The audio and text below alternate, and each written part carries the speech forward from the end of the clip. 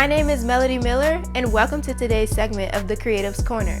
Goal setting is an important factor in achieving high success, but sometimes it's just not enough to write your goals down.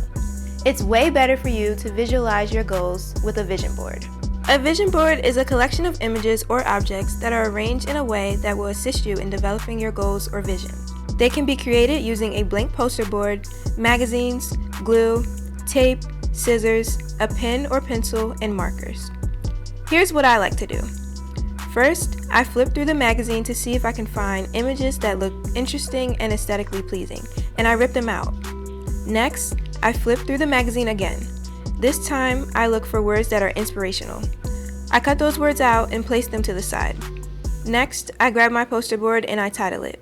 I decided to title mine 2024 Visions. Then, I decorate the title with some colorful markers. Finally, I use the glue to place my magazine clippings on my vision board. I also use tape because I like the way it looks.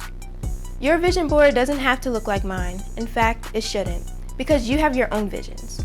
Have fun with it and make it creative. I'm Melody Miller, and this has been my Creative Corner.